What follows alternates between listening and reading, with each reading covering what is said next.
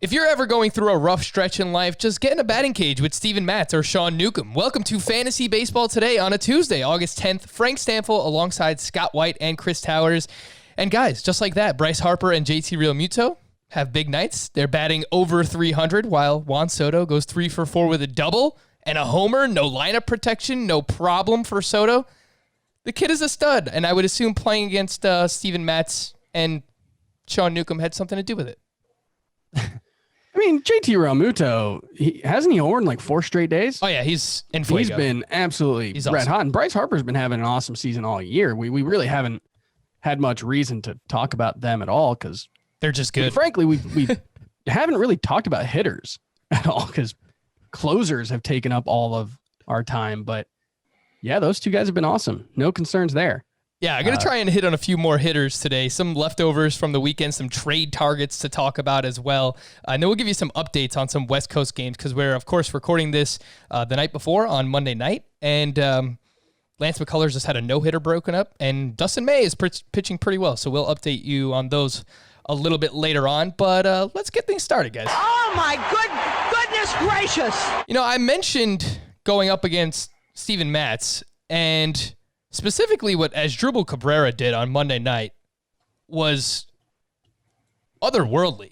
4 for 4, 2 homers, 2 doubles, 5 RBI, 3 runs scored, and a walk.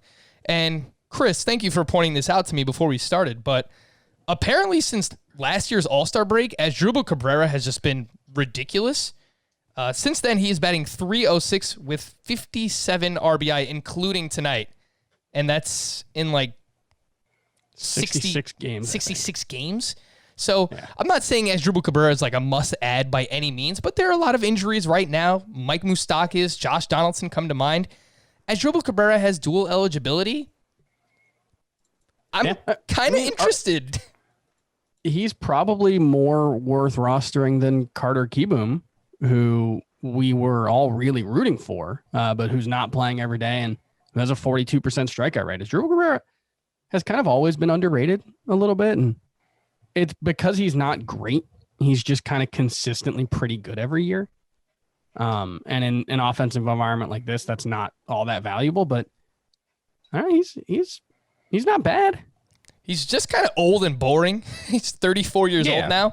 He's 35% rostered, so he's available. Again, I don't think he's a must-add, but I just think if you're dealing with some injuries or some underperformance to start the year, you need a middle infielder, a corner infielder, whatever it might be, and try and ride the hot hand as Asdrubal Cabrera is playing quite well. Scott is here. We haven't heard from Scott yet. Who is your oh my goodness gracious player of the night, Scott?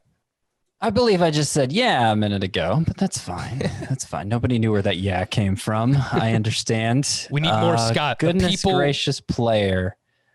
I mean, probably Aaron Nola.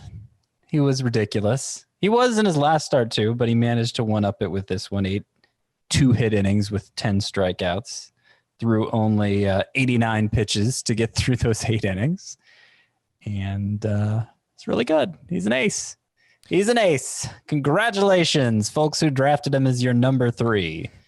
He is pitching more like your number 1 and probably is the guy we saw 2 years ago, closer to that than the guy we saw last year. 22 strikeouts to just 1 walk over his last 2 starts. He had 15 swinging strikes on Monday night against the Atlanta Braves. What's been most shocking for me regarding Nola is how good the changeup has been. His changeup has never been this good, and he had 9 swinging strikes on that pitch tonight. You always hear about the curveball. The fastball is just kind of mad. It's like get me over pitch, but works well in conjunction with those other pitches. 91, 92 miles per hour. Changeup has just been utterly ridiculous.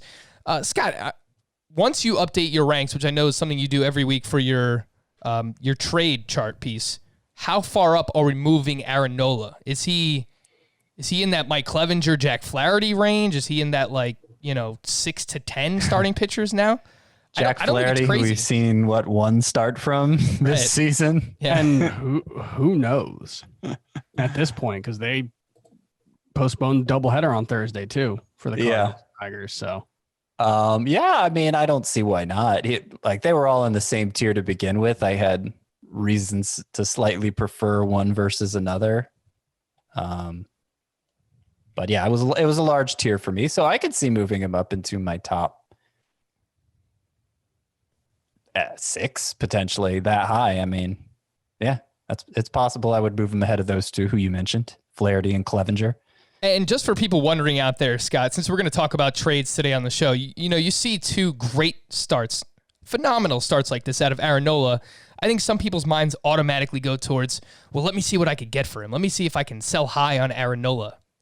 I don't really think there's a reason to do that, given the landscape of pitching right now. I think he's just an ace. Yeah. And he's just I mean, like I said, we've seen this from him before. We've seen him be dominant ace pitcher in fantasy and like he wasn't far off last year. He had some uncharacteristic control problems, a couple of really bad months.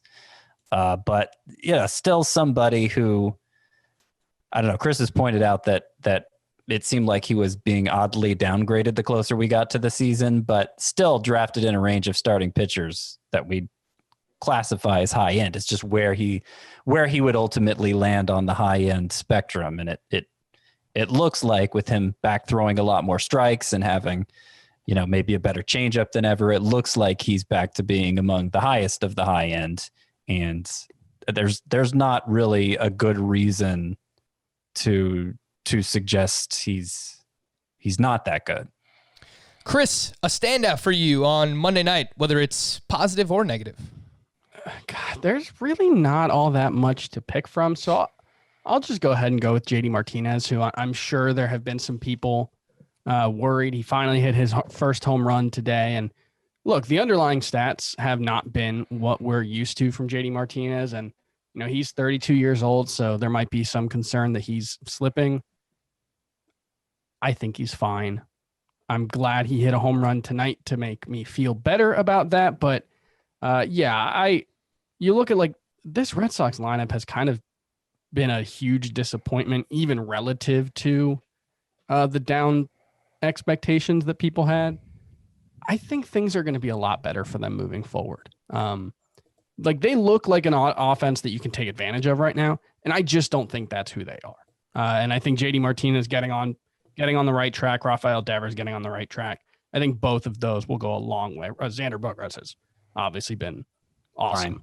Yeah. Benintendi's been beyond terrible. I don't know if Andrew Benintendi is going to be better. He seems like he might just be broken, but Martinez and Verdugo and Bogaerts and Devers, I'm pretty confident in. Yeah, Benintendi, look, I'm not rooting for it, obviously. I mean, the guy is 26 years old. I don't want to be too rash, but he might be done. I'm not going to rule it out. He's been so bad this bizarre. year. He's such a he just doesn't look anything like the guy he was supposed to. Like this was supposed to be a guy who put the bat on the ball, consistently hit line drives to all fields. And he's got a 34% strikeout rate right now. He looks completely lost.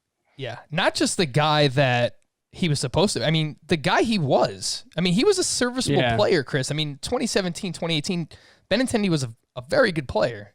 He went 2020 the next year, 16 homers, 21 steals, 290 batting average. Looks like he was of budding. He became very boring the last year and a half. Like I've called him Nick Markakis during that stretch. Obviously if he's going to strike out at this rate, he won't even be that. Not that that is particularly valuable, but of course he's literally done nothing so far, batting 0.56. Yeah. I brought him up with Devers and Martinez because I put together a list of 46 names today, hitters who people made a fairly substantial investment in, and they've just been awful. It's a really long list, which to me is reassuring, right? If you have one of those players to look across the league and see how many high-end bats are just off to miserable starts. I don't know how much of that has to do with hitters being behind pitchers at the start of the season, which we kept hearing. How much of it would be, we would see the first couple weeks of any season, and it's just magnified as it always is when we're in the moment, and as it especially is in a season that's only 9 weeks long. But things can turn around pretty quickly. You look at where Matt Chapman was 4 days ago versus where he is today, having homered 4 times in 3 games. It can turn around very quickly for all of those guys. Maybe not Benintendi, but Devers and JD Martinez. JD Martinez was actually one who homered in that list of 46 today. Also on that list who happened to homer today, Trey Turner, Eddie Rosario, Anthony Rendon, and I think there's one more. So like it may already be turning around for those guys. Yeah, and to put some context on it, the league as a whole is batting 230. I believe there have only been 4 seasons in Major League Baseball history where the league has batted 230 or worse, and I want to say it hasn't happened since. It may have happened in 1981, but I don't think so. It was another season that was weird. It might have been one of the years where replacement players were in because of World War II or Korea. Like it was some kind of weird. And look, this is a weird circumstance. Several players are not playing right now who otherwise might be. But yeah, the strikeout rate is the highest it's ever been in Major League Baseball history, 23.9%. Isolated slugging is actually down from last year, but a little bit higher than the year before. And league-wide BABIP's 276. It's weird. Pitchers are getting hurt drastically more frequently than normal. I think I saw 56 pitchers have gone on the IL so far this season, which is, I think, it was something like twice or 3 times as many as you would normally have at this point. And yet hitters stink. Yes, they do. Someone that you mentioned there, Scott, was Matt Chapman, who, again, double dong on Monday, has 4 multi-hit games in a row, has 4 home runs over his last 3 games, as you mentioned. So it's coming around for Matt Chapman. Let's hit some of the news and notes. Don't want to spend too much time on this because there's a lot that I want to get to, but got to start with, the biggest news of the day, which came out of Cleveland, once again, and Mike Clevenger will not make his scheduled start on Tuesday against the Cubs after violating health and safety protocols this past weekend in Chicago. Apparently, Clevenger went out with his teammate, Zach Plesac, on Saturday night, and instead of having to take a rental car home, he flew back on the team charter with the rest of the team. This is especially bad because he was around the team for at least Sunday, maybe parts of Monday. I don't know how that was handled. And was in a team meeting defending Zach Plesac when everybody was criticizing. He was like, wait, guys, let's go easy on Zach. It could have happened to anyone. Just an absolute bonehead. This is just unbelievably irresponsible. And honestly, I think he should be suspended. I would guess he won't. And for fantasy, I would guess he's still going to make a start this week. I don't think he makes a start this week. They only have 5 games. We'll see what happens. Adam Plutko is going to be in there for him today when you're listening to it on Tuesday. But the other teams that did not play on Monday, the Reds, the Royals, the Marlins, Blue Jays, Yankees, Orioles, and the Cubs. So if you still have the ability to take him out of your lineup and you want to use a pitcher from one of those teams, it's something that you could look at doing if your league allows you to still do that. But I don't think Mike Clevenger makes a start this week. That's just my hunch. I don't really have any more information than that. Ramon Loriano, he was in somewhat of a brawl on Sunday, and he's in the lineup Monday. He's likely going to face a suspension. We don't know how long that is going to be, but obviously a situation to pay attention to for Ramon Loriano. Another very just weird situation in general. Apparently, jawing back and forth with like a coach of the Houston Astros. Alex Cintrone apparently said something very rude to Ramon Loriano. Yeah. So we'll see what happens. The Rays placed Charlie Morton on the IL on Monday, and manager Kevin Cash said that he's hopeful Morton will be ready for activation when first eligible. I don't know if that's going to happen. We shall see. Corey Seeger is still out with a back issue. He hasn't played since Friday. As a Seeger owner, I don't feel great because I know he has dealt with back injuries in the past, but it's got there. I mean, there's nothing you could do with Seeger. You just kind of hold him and hope he gets healthy because he was ridiculous before he got hurt, right? Right. I didn't start him. That's not true. I have a lot of Corey Seager. I did have to start him in some leagues, but in leagues where I could help it, I didn't. Speaking of players that are still out, George Springer was not in the lineup on Monday as he's dealing with a wrist issue. Rafael Devers was not in the lineup for the Red Sox Monday with a sore ankle. I have a feeling we'll talk about him on tomorrow's show. We're going to do a little bit of worryometer with some of those players that you were referring to, Scott, that are off to slow starts, and Devers is one of those that I want to talk about. Thursday's doubleheader between the Cardinals and the Tigers has been postponed. No surprise there. Now we wait and see what happens between the Cardinals and the White Sox this weekend. Madison Bumgarner was placed on the IL with the back issue that he left with on in Sunday's game. We mentioned that you can drop Madison Bumgarner, especially if you don't have any IL spots. That's fine. You could do that. Someone else you could drop is Marcus Strowman, who has opted out for the season. He was working his way back from a calf injury. He is eligible for free agency after this season concludes.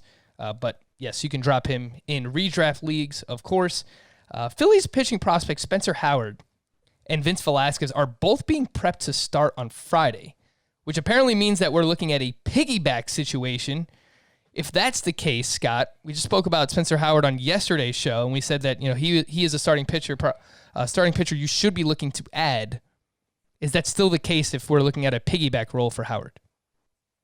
Well, I wouldn't want to react rashly and dump him now. It would have to be a pretty shallow league to even consider it. We don't know exactly what the distribution of those innings would be. We don't know who would come in first. But yeah, it was kind of disappointing in that way that Velasquez had actually an effective start in the first game of that doubleheader on Sunday, because it meant they probably weren't going to drop him out of the rotation so easily. But obviously they want Howard to stick around. And, I don't know. Based on that first start Howard had against the Braves, I wouldn't be activating him right away in fantasy anyway. So it's more of a continue to stash situation and see how this plays out. But obviously the upside is there for him to be an impactful player if he is able to get a sizable enough workload. And frankly, I was encouraged. He threw 81 pitches in his major league debut, and I don't think walked anybody. There were some good signs there, even though the final line wasn't great.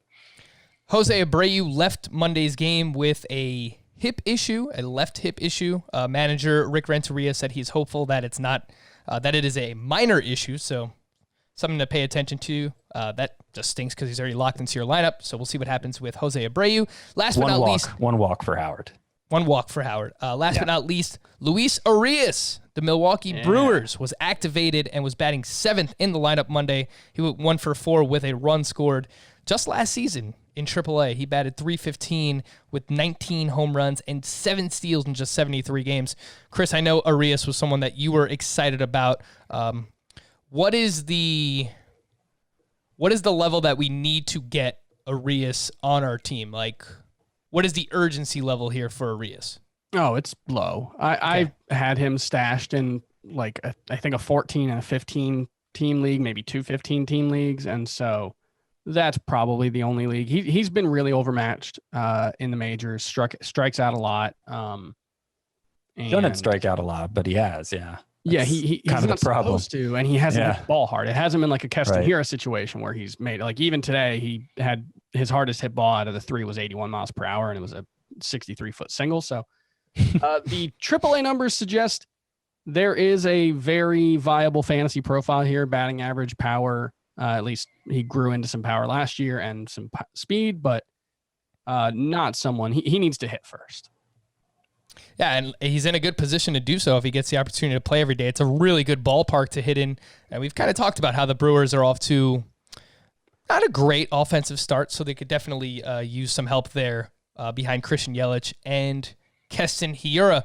Guys, some leftovers from the weekend, some stuff that, I wanted to get to talk about some players that are hot right now, specifically some hitters. And we talked about them a lot. Scott, kudos to you. I mean, you were talking about Kiner Falefa for the past 2 months. And I think at some point Chris laughed at you. Who's laughing now, Chris? Ha, ha, ha. That doesn't sound like something I would have done. Kiner Falefa is up to 65% rostered. Entering Monday night's action, he was batting .333, tied for the American League lead with 4 steals. Definitely not something we saw coming. Scott, would you be okay in a one-catcher league dropping someone like Wilson Ramos or Will Smith for Kiner Falefa, specifically for either guy? I mean, Ramos is just off to a slow start, and Will Smith, I think, is going to get better, but he just doesn't play enough. So it's kind of frustrating. Yeah, I don't think neither of those guys was going to be such a difference maker for you that I'd be afraid to cut them loose for the hotter hand. It is worth pointing out that Kiner Falefa, well, he's certainly been good. The only way it hasn't been quite the way that I expected it to be good. I thought he had remade his swing to tap into a lot of power, which he showed both in spring training and summer camp. And look, maybe it'll come around, but so far 1 double, 2 triples, no homers, a lot of singles. So, that's not what I was hoping to see. Obviously I wasn't counting on stolen bases. I was counting on a lot of playing time, and that alone can be a difference maker at that position specifically. So yeah, I'd be fine dropping either of those two for Kiner Falefa. I would not drop like Mitch Garver for him. He's one of those 46 players who's off to a miserable start and was out of the lineup for a second straight day today. So clearly they are on Monday, I should say. So clearly they're looking to give him a little extra rest, hope to get him going that way. But to me, that's the potential for more impact there. And like, if you can afford to roster both and you want to go with Kiner Falefa because he's the hot hand, that's fine. But I would not, I'm not moving Kiner Falefa over Garver in my rest of season rankings. I do think Kiner Falefa should probably be rostered in every league, though. I mean, obviously every 2-catcher league, but given the fact that he is playing every day, it's going to be hard for him not to be a top 10 catcher, given the playing time gap. And that's also why I've, made a point of adding Victor Caratini in a lot of leagues. So he's basically playing every day for the Cubs as either a catcher, a DH, or I think he's played a couple times at first base. That can give you a big edge, even if they're not that good. And both might be like average hitting catchers anyway. Caratini might even be a little better than that. Yeah, Victor Caratini is batting .313 to start the season. He started the past 2 games for the Cubs, but set the 3 before that. So I think he started 10 out of 13 overall or something like that, or 9 out of 13. But it's something I've noticed that they are consciously just trying to get his bat in the lineup any way that they possibly can. The one thing I'll say about Wilson Ramos, I agree, I would drop Ramos for Kiner Falefa. But if you have Ramos in a 2-catcher league, I think better days are coming. Something we wanted to see out of him entering the season was that he lowered the ground ball rate. So far this year, it's 45.7%. Last year was 62%. And his launch angle, we've referenced it before, was 0. His average launch angle was 0, Wilson Ramos last season. And this year, it's 10 for his average launch angle. So that's 10 more. I think better days are coming for Wilson Ramos. I would still make that swap, by the way. Guys, 4 outfielders that are pretty hot as of now. Anthony Santander, he's batting .254 with 3 homers, 14 RBI, which is like top 10 in all of baseball right now. All of a sudden, I mean, we joke about the Marlins being a juggernaut offensively. The Orioles offense is actually swinging the bats quite well as well. Alex Verdugo, he hit 3 home runs late last week, and he has now played 6 straight games and has batted either first or second in the lineup 3 games in a row. AJ Pollock was batting .311 with 4 homers entering Monday night, but he sits too often still. I mean, he's sat 3 of the last 6 games for the Dodgers.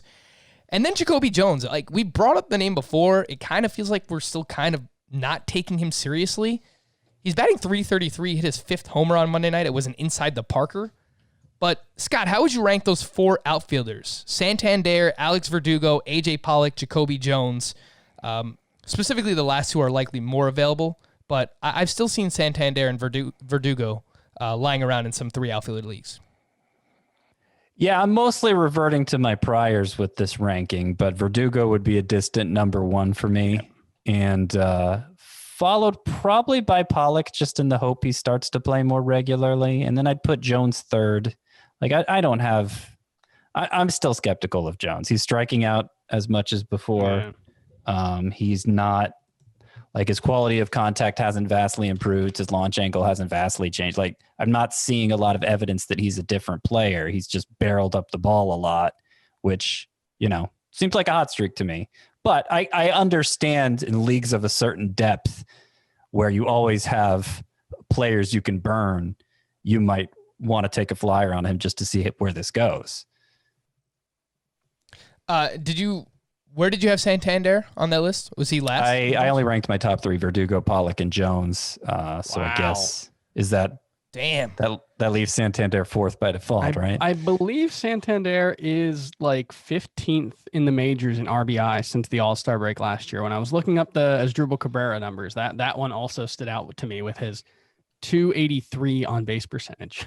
Yeah, he does not walk, so that is not going to be helpful there. He puts the ball in the air, 47% fly ball rate this year, 43% last year, and he's got a 45% hard contact rate thus far. So, I mean, it's kind of a similar situation to Renato Nunez. He just does what you want, hitting in Camden Yards. He puts the ball in the air, and he hits the ball hard.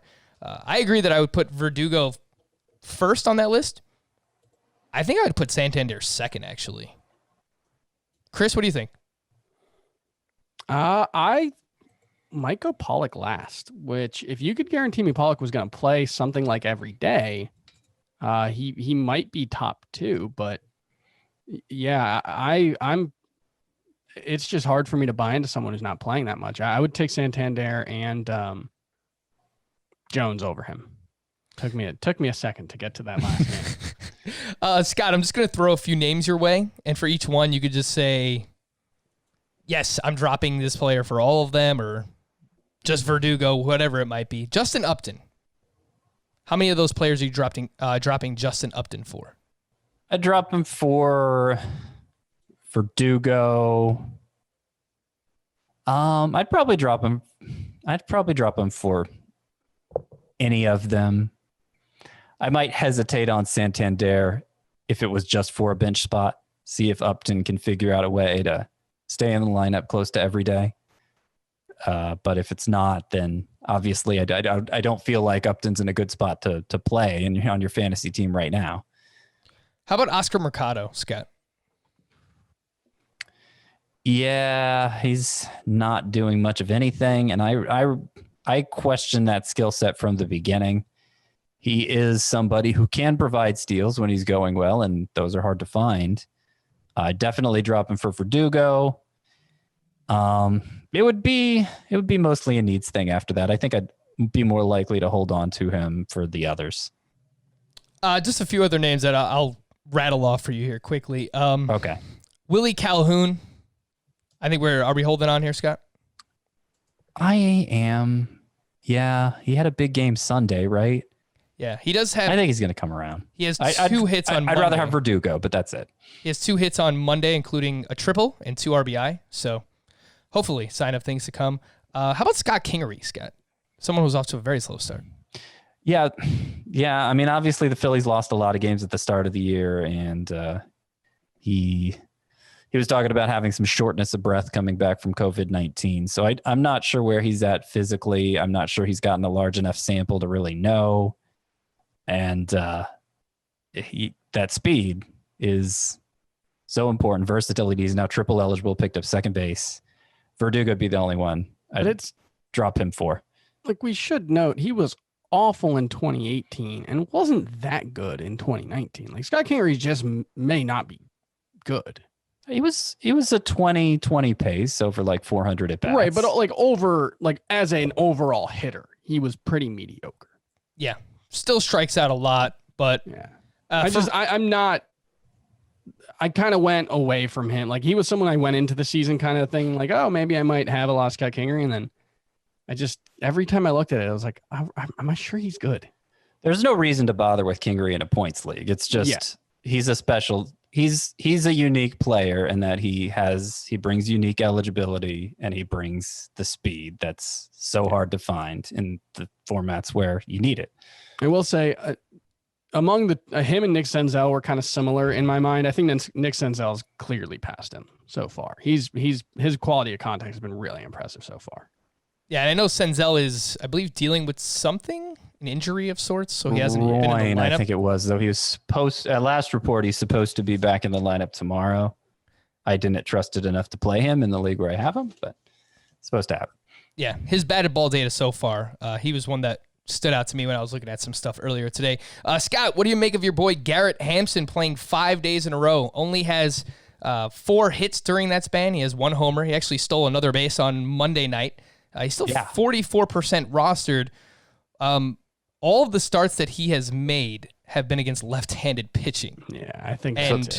So they faced 5 lefties in a row. Look at that. They have. Yeah. He's been batting leadoff when they faced lefties. And back-to-back days with a stolen base. I mean, those roto leagues, it'd be difficult to cut him loose. not clear when you'd be able to play him, but like he's capable of stealing a lot of bases, as he's shown the past 2 days. So, yeah, I do. Sorry, I do think it's basically just the lefties thing. Like Sam Hilliard has started one of those last 5 games, I believe, and that was only the second game of a doubleheader. So it does seem like the Rockies do have some pretty clear platoons. And yeah, I think that could change at any moment. Yeah, Hampson has a big game and the platoon's over. Yeah, they're just honestly, and the way that lineup looks right now, if anyone has a big game, they could be it, because like nobody is hitting for them. It's like the Charlie Blackmon and Trevor Story show, and that is absolutely it, except for today. They've had a good day. Yeah, there's a slobber knocker going on in Colorado right now. Matt Kemp has been serviceable in deeper leagues. Chris Owings has randomly been playing for this team, so yeah, you're right. Nolan Arenado, 3 hits, so that's good to see. Get the batting average up a little bit there. Chris, I have a question for you from over the weekend. We mentioned the name, but we didn't mention what to do with him. Matt Boyd, we've been getting a lot of questions regarding him. Against the Pirates, this was supposed to be the game that got him right. 8 hits allowed, 7 earned runs, 3 walks, 4 2/3 innings pitched. Last year, on the slider, he was allowing a 167 batting average against and a 500 slug. This year, 400 batting average against and a 1,000 slug. Are you okay dropping Boyd for, let's say, the Astros guys, Framber Valdez, Bialik, or his teammate, Spencer Turnbull? What do you do there, Chris? No, I probably wouldn't drop him for those guys. There's been at least a little bit of bad luck involved. Obviously we said that last year, and, maybe he's the kind of guy who just gets hit so hard that everything's bad luck. But the slider's good. So I'm the fact that the slider's been hit hard so far, that, you're only talking about 16 balls in play, I believe, maybe even less, 11 balls in play. So, the average exit velocity on the slider, 84 miles per hour. I think that's mostly just a fluke. I don't think Matt Boyd's going to be the ace that we were hoping for, because a lot of the interest there was predicated on him getting better, but also on the curveball and changeup that looked really good in spring training that really haven't been there so far. But I think there's still too much strikeout upside. So I would stick with him. It's not a Madison Bumgarner situation where velocity's way down and how is he going to muster anything at this point? The stuff appears intact. It just hasn't gotten results yet, and it's worrisome, especially after the second half he had. But I don't know. I doubt too many people listening are in a position where they can dump starting pitcher upside. Some trade targets, guys. Trade Target Tuesday. That's what I'm dubbing this. So creative, I know. Obviously, any top 25 player who is underperforming right now is of interest. And again, we're going to have a worryometer tomorrow. So email us some players you want us to talk about for the worryometer. fantasybaseball@cbsi.com. And surprise, surprise, guys. One of the hitters that I would be trying to buy right now Manny Machado. Oh. Nah, I mean, I don't think you could buy him low. I mean, his batting average is still low. He's still kind of hitting for power and has some steals. But Eloy Jimenez, the other guy that I was touting heading into the season, he's batting .214 with a .411 slug. His XBA is .266. His X slug is .552. He currently has a .229 BABIP. Last year, that was .308. The launch angle is god-awful, and I'm not going to defend that. He's hitting too many ground balls, and he needs to raise the ball a little bit. But I think there's enough in the underlying numbers here, and especially with the prospect pedigree, where if anybody is kind of worried about Eloy Jimenez to start, I would be trying to pounce on that. I would sell guys like Mike Yastrzemski for him, which I know, Scott, you're like you're a Yaz man. But I am. I rank Jimenez ahead rest of season. I mean, this is how fortunes can turn the other way so drastically at a stage of the season where the sample is still very small. Because a week ago, Jimenez was batting .333 with a 1045 OPS, and everybody was taking victory laps, right? And he's gone 1 for 23 since then. And now this is the way his overall numbers look. It's just, Yeah, I mean, this is why, for the most part, my opinions haven't changed on any hitter. Is it's just not enough time, and I understand we're a quarter of the way into the season, but that really shouldn't change your process. You can't treat 15 games differently just because there's only 60. We talked about that yesterday, and like you can change your opinion on a pitcher because like they have a new pitch or they're throwing the ball harder. Exit velocity doesn't work that way. Like batting stats just don't work that way. They don't change that quickly. You don't get, unless it's Eric Hosmer or some kind of extreme change like that, where you're going from like the worst in baseball at a thing to one of the best or one of the most extreme. An obvious skill change. But if you believe the skills are still intact, then the day he turns it around is always potentially tomorrow. And there are still too many tomorrows to cut bait on that now. So I know I'm talking to the person who already has Eloy Jimenez and not necessarily the person looking to buy him, but obviously the person looking to buy him.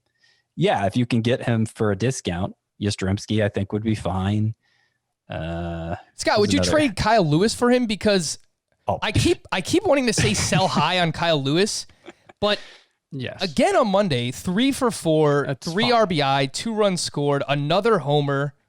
Kyle on Kyle action. He took Kyle Gibson deep. I mean, I am just keeps mashing. I am going to die on this hill. Kyle Lewis is not that good. He's not that good. His strikeout rate is slightly better now than it was last year. It's still 30%. Yeah. And like he's not making. He has a 525 BABIP. Is that good? He's not making the quality of contact to get away with that kind of high strikeout rate. It's not nearly as good as last year. It's nowhere close to like Judge or Gallo level. Yeah. And the BABIP stat, that pretty much says it all right there. That probably could have ended it. I think he can be good, or at least like a useful fantasy option. But yeah, if it was possible to get someone like Eloy Jimenez for him, I would do that in a second. I wouldn't even think about it. Chris, he's getting hyped like he's an up and coming star, and that's like he may be Teoscar Hernandez. Useful. He's probably better than Teoscar. Yeah, I'm a little bit more excited. 27 homers last year. Come on, I'm a little more excited about what Kyle Lewis is. I would obviously make the swap too, but every day that goes by, I buy in a little bit more, just a little bit more on Kyle Lewis. Chris, the last name I'll bring up is Will Myers, who's off to a great start. His barrel rate is 24%. His X slug is 665. Like, he is destroying the baseball right now. Would you, if you could swap Will Myers for Eloy Jimenez, would you do it? Yeah. Okay. Yeah, I would easily do that. And look, I liked Will Myers quite a bit coming into the season. I would have hoped for more than one stolen base through the quarter mark, but like he's a decent hitter, but he still strikes out way too much. Like this is another situation where there's just obvious regression coming. And by the way, Kyle Lewis has a 100 BABIP tonight with those 3 hits. Well, that's because they don't count home runs, right? Home runs are not included in BABIP. Well, yeah, but it's still. Oh no, that's right. Okay, one of the hits was a home run. Okay, so, no, it's still 100 because it was a strikeout and a home run. Yeah. Kyle Lewis, everybody. If you could swap him for Eloy Jimenez, make it happen. Scott, who is a realistic trade target? 1 or 2 names that, outside of the top obvious names that we're looking at struggling right now, that you actually think you can go out and acquire right now for cheaper than we entered the season? Well, somebody I've been getting a lot of questions about, and I brought him up earlier, is Mitch Garver, to the extent that you're looking to trade for a catcher. I don't know how much 1 home run from JD Martinez is going to change the math there, but seems like people are starting to get worried about him. Josh Bell, I mean, he has kind of some of that one-hit wonder vibe to him that, I can't guarantee he's going to bounce back, but I don't see any reason to assume he won't either. And if you can get him for obviously at extreme bargain, you got to do it. I don't know. There's so many hitters here. Let me see another good example. I don't know. Any of the Astros guys, right? Jose Altuve or Alex Bregman. Like there's, and like the person who has them You might be doing him a favor by ridding himself of the stink of an Astro, the stench. Like, I'm all for that. George Springer would be on that list too, but he's dealing with a bit of an injury, so I'm not sure how that's impacting his start to the season. Those are a few names there. I mean, I'm still not ready to punt on Marcus Semien, and he's off to a terrible start. Brian Reynolds, I still think he's going to be a good source of batting average. Of course, that's a little on the lower end. Yeah. Yeah, on the lower end, a name that I was looking at, and he's having a good game tonight too, is Nick Solak, who has started 11 games in a row for the Rangers. He stole his third base tonight, and he entered this game batting .227 with a .306 xBA. I don't even know that you need to trade for him necessarily. He's only rostered in 32% of leagues, but if you're playing in Roto and someone just is like, oh, well, it's Nick Solak, whatever. I think that better days are coming for him. He's making a lot of contact. The strikeout rate is down. And they're letting him run in Texas this year with Kiner Falefa and Nick Solak. How about that? Definitely someone that I am interested in. Chris, any names that come to mind in terms of buying right now? I would buy high on Eric Hosmer, who did finally hit. He has 2 ground balls on the season now. So that lost it all. The dream ended, but yeah, I believe in the changes he made. I think he's going to be really good. And, he's been really good when he's been in the lineup, but the fact that he's missed so many games may have hidden that. And I would buy Kyle Tucker. I think he's much better than he has been so far. I think there are the strikeout rate is concerning, especially because it was a pretty high last year as well. I think he's probably not a 30% strikeout rate guy. I think he's probably more like a 25% strikeout rate. And he hasn't gotten the results that he probably deserves. I'm still very bullish on what we've seen from Kyle Tucker, especially the fact that he's been, mostly playing every day. All right, so I skipped over some names here I want to mention. I had a chance to organize my thoughts here. Gleyber Torres might be the underachiever who makes the least sense in terms of his underachievement. So that's an easy buy low. Carlos Santana, he's been walking a ton but doing nothing else, but we know who Carlos Santana is. That's easy. Trey Turner, the fact he doesn't have a stolen base yet, I think his owner might be freaking out, and you could get him for quite the discount. I still think, he's pretty good odds of leading the majors in home runs, leading the majors in steals. Would take the under on the home runs. Yeah, me too. Would take the field for sure. Yeah, we'll just leave it at those. I mean, go ahead and throw Anthony Rendon. Like, he's an incredibly good hitter, and the fact that he got on base 3 times and hit his first home run today, maybe it's a little too late for that, but Anthony Rendon is not going to struggle this season. He's way too good. Yeah, a few pitchers that caught my mind. Luis Castillo, I think, is just kind of the poster child of trying to buy low right now. Don't know how realistic it is, but I've seen some crazy things where people are very reactionary in the shortened season. I've heard of people dropping like star players in their leagues because they're off to slow starts. So if anyone's worrying about Luis Castillo, he's a 4.76 ERA, a 1.73 FIP, and a 2.15 xFIP with a 19% swinging strike rate, which is just otherworldly, and his velocity is up. So if someone's 62% ground ball rate, there's just everything to love about Luis Castillo right now. If someone's looking at Brandon Woodruff, who's off to a nice start, and you can flip him for Castillo, don't know how realistic it is, but something I would try to do. And Jose Barrios, I'm a little hesitant here. I like that the velocity is up. I don't like that he's been walking more people thus far. But the swinging strike rate is basically where it's been at throughout the course of his career. He's going to have some nice matchups coming up where they face the Tigers a few times. They have a few series left with them. I just think better days are coming for Jose Barrios. Scott, if you can flip someone like Dinelson Lamet or Dylan Bundy for Jose Barrios, is that something that you would do? Because that seems like a classic sell high, buy low situation. It does. And I think so. I'd try to get I'm all about Barrios as a buy low. It's just I'm mostly buying into those two, their breakouts, and if it ends up being just a lateral move, that's not really improving your team's bottom line. Bundy, So I would try to get Barrios another way, but if push came to shove, I think I would make either of those deals. Bundy's a lot easier for me to say. Yes, I would rather trade him. Lamet, obviously, I had higher expectations for him than Bundy coming in. On the other hand, like Barrios is not someone I would necessarily like be trying to chase down, just because he's not a particularly high upside guy. Sorry, did I interrupt the thought? Well, no, not really. I was pretty much done. I just like Barrios is like the quintessential like number 2/number 3 fantasy starter, and I don't see much room for him to improve on that. Yeah, he was attractive more for his floor than his ceiling, which is interesting that we're talking about him getting off to a slow start. But I'm still in the mindset that anytime I can trade hitters to get pitchers, I'm pretty much going to do it. So that would probably be more the way I'm trying to get Barrios if I have hitters to spare, or like a hot starter, like, I don't know, Trent Grisham, maybe pair Trent Grisham with some lower end arm and you can get him that way. Classic Frank 2-for-1, right? Yeah. Now you're learning, Scott.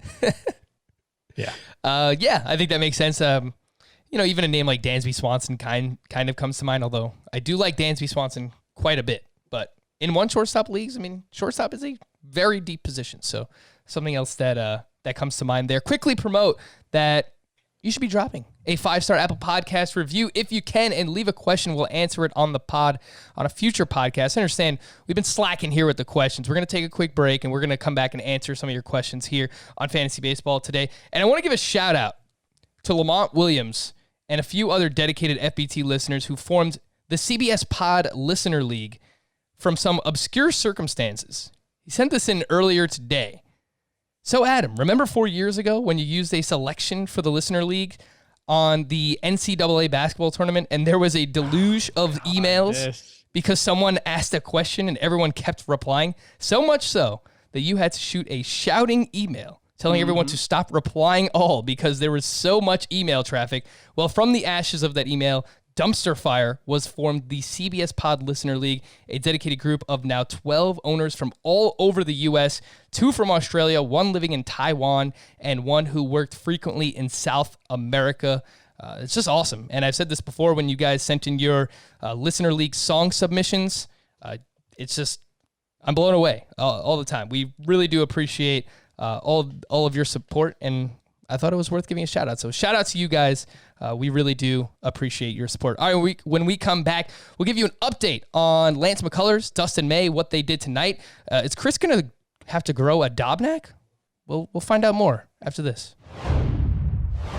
We're back here on Fantasy Baseball today, and Chris, I don't know if you know about this, but apparently you're one half of the way to growing a Dobnak on your face. Yeah, you keep doing this. Like, you asked on Sunday, I think, if I would be willing to shave my face into a Randy Dobnak-esque facial hair setup if he had both a quality start or a win in each of his starts this week.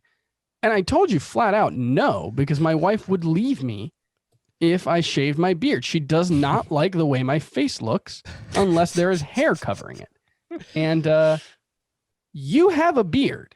I mean, first of all, you haven't put that much work in. Like, I'm on several months. Like, I conditioned this thing, I blow dried, I got a curl brush. This is all I'm capable of, Chris. And like, you've got so much less to lose. I have a fiance. You don't have any facial hair compared to me. It just wouldn't look as good on me. Like, all right, whatever. I tried. You were the anti-Dobnak guy, so I was trying to make things interesting. You were the anti-Dobnak guy. No, it wasn't. It was just you. Yeah. I picked up Dobnak and started him in multiple leagues. So. You can't expect me to remember conversations that I've been a part of. All right, well, I tried, guys. We'll give you an update on Lance McCullers, who wound up going 7 innings against the San Francisco Giants, allowed just 1 hit, 0 walks, 5 strikeouts, 10 swinging strikes on 86 pitches. So, Scott, I know we had the conversation last week whether or not we should get him in the lineup after his horrible start last time out. This is exactly what you needed to see, I think, in a bounce back. Sure. I mean, it was favorable matchup. I think his next one is also in this 2-start week. He's still not throwing the curveball as often as he did prior to Tommy John, and it wasn't impressive in terms of the whiffs he was getting. It was fine. Yeah, I don't really know what's going on with him, but he said after that last start when he got knocked around that he didn't feel like it was the start where his stuff was actually bad, and I guess this backs up what he was saying. Yeah, I mean, McCullers certainly looks like a hold now. Go ahead, Chris. I don't have a problem with him throwing his changeup more because in 2018 it was a really good pitch for him, and that's fine. The curveball I think is still his best pitch. I just wish it was coming more at the expense of the sinker rather than the curve. He's throwing the curve like 33% of the time now. It was 47% before. His upside is so much higher, I think, when he's focused on the curveball, and that's not a change that I necessarily love, and it was still there tonight. He threw the sinker more than anything else tonight, so that's something that I am watching because he did only have 10 swinging strikes in this one, and Lance McCullers is someone who I want to see a lot of whiffs from, and that curveball and really the changeup are the two ways he's going to do it. Scott, you mentioned that McCullers is a hold for now. Someone who also might be a hold is Dustin May, who has now gone 6 innings in back-to-back starts. He's allowed exactly 2 earned runs in each of those. Both starts came against the San Diego Padres. Not a lot of swings and misses tonight, only 5 whiffs total, 2 strikeouts. What do we do with Dustin May? Because Alex Wood, believe, either just had a bullpen session where he threw 30 pitches or he has one coming up. So he's on the mend. What do we do with Dustin May? Well, we follow the Dodgers lead for now because we don't know exactly what they're going to do with Dustin May. If he's in the rotation, I mean, there's no reason to give him up in fantasy. He's trending the right direction. I wish he missed more bats, but he gets a ton of ground balls. He throws strikes. He's shown between this year and last year that he seems to have a knack for run prevention. And I mean, the strikeouts have been decent. It's not like they've been non-existent. So, he's somebody you want for as long as he has a rotation spot. And I'm not saying if he gets bumped from the rotations, he's necessarily a drop either. It would depend what the format is, but he'll have a lot of bulk relief appearances, I assume. I would at least consider trying to sell high. He has a lot of hype around him right now. There's a lot of GIFs flying around baseball Twitter, and I don't think he's going to be someone who's routinely going 6 innings, even if he does stay in the rotation. Like he needs kind of that perfect storm of outcomes to get there. And so, like, I agree he's good. But I think you might be able to get more from him than he's going to give you moving forward. Yeah, that's fair. That's a fair point. By the way, you mentioned Dobnak inspiring facial hair here, but did we point out the start he had?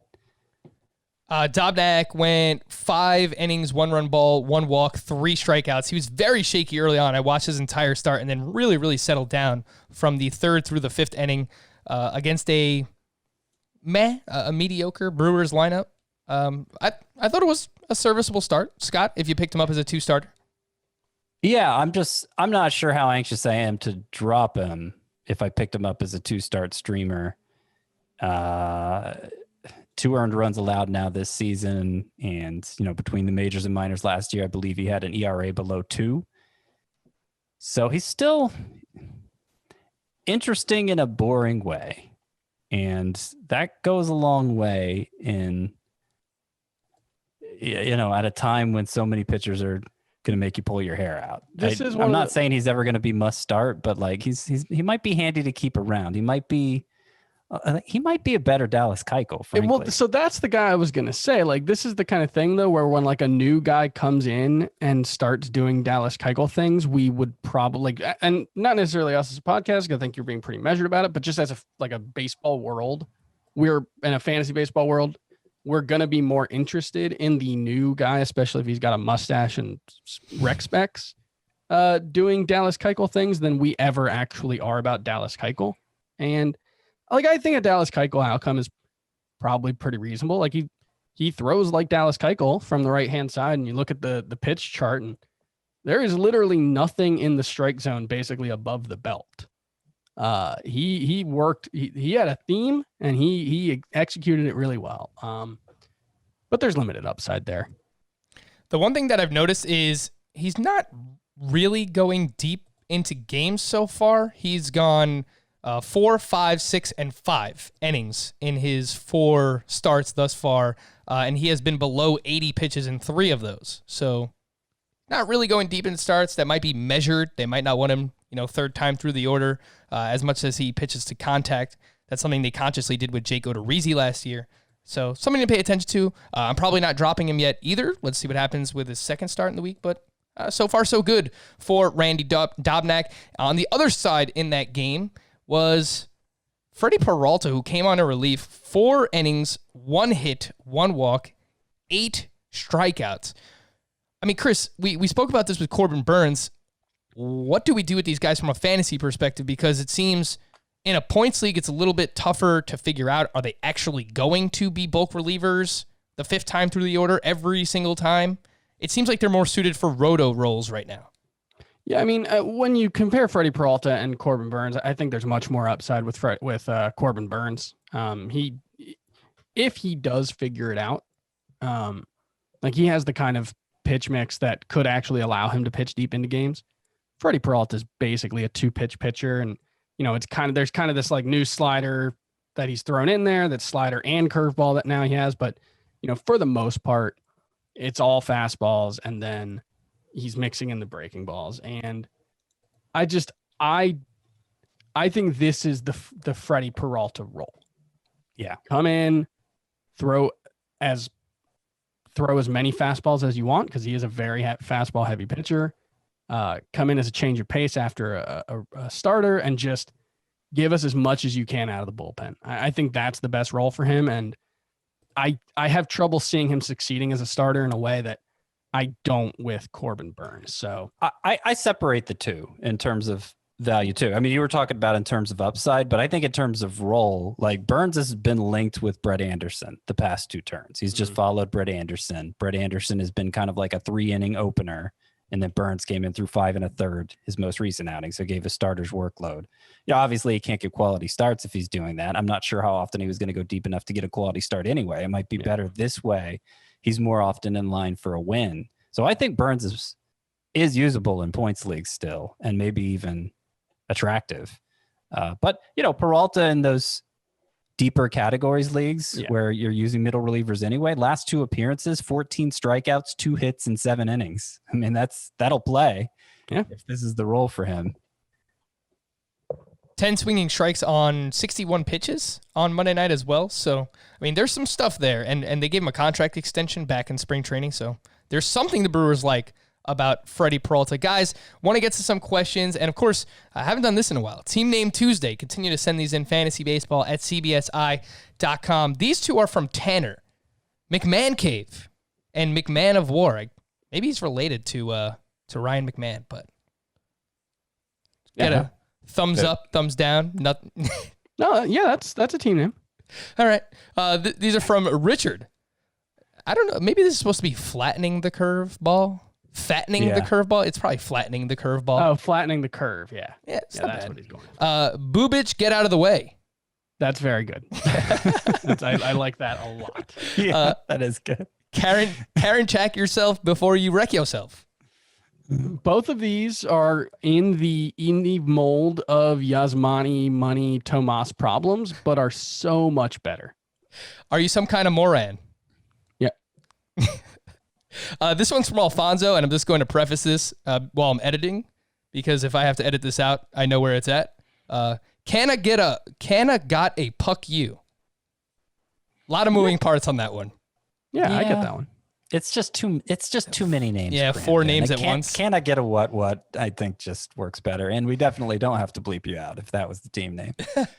All right, some APR questions that we've received from Timmy Neutron. Apologies, I think you asked this like last week while he was still slumping, but what are your thoughts on Jorge Soler? Maybe we should have Chris answer this. Chris, what are your thoughts on Jorge Soler?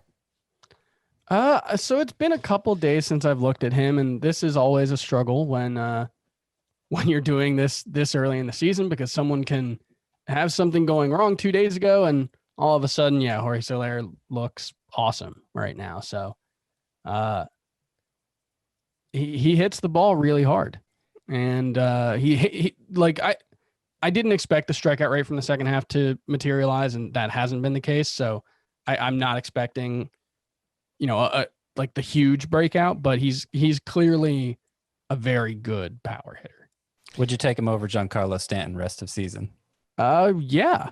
Yeah. He finally won you over. Yeah. Yeah. All it took was Giancarlo Stanton actually getting hurt. So far Soler and being looks better than Jorge Soler before getting hurt. Soler looks a lot like the player he was last year. So far, 286 batting average, 925 OPS, 5 homers, 10 ribbies, good walk rate, strikeout rates right in line. He's still hitting the ball extremely hard. I think Jorge Soler kind of is who you drafted him to be. He's an outfielder too, who's going to provide a lot of power. This one's from The Train. Who would you rather stash? Which doesn't really make sense at this point, but who would you rather own? Let's just ask this way. Spencer Howard or Mackenzie Gore, although we don't know when Mackenzie Gore is coming, Scott. Yeah, and that's I have no reason to believe Mackenzie Gore's on his way soon. I know they just opened up a rotation spot, but their beat writer, I forget his name, the Padres beat writer for MLB.com, was talking about how like Luis Patino came up because he was one of their most impressive pitchers in camp, and Gore wasn't. So, we don't know what's been going on at the minor league camp, but they have a lot of arms they could put in that spot other than Gore. I'm not saying Gore is an absolutely no way stash him kind of guy, but Howard has a job and is pretty exciting in his own right. So definitely Howard.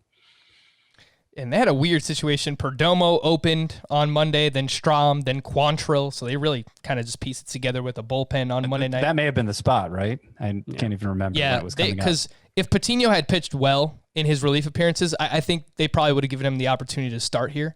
But so far, he's made 2 relief appearances and hasn't looked very good. My understanding was he was just getting called up just as a reliever. I mean, that was my understanding. I could be wrong. I saw over the weekend that he was in consideration for this next turn in the rotation that was available if he had pitched well. And to this point, he hasn't. As Scott said, I haven't really said anything about Spencer Howard. He looked really good.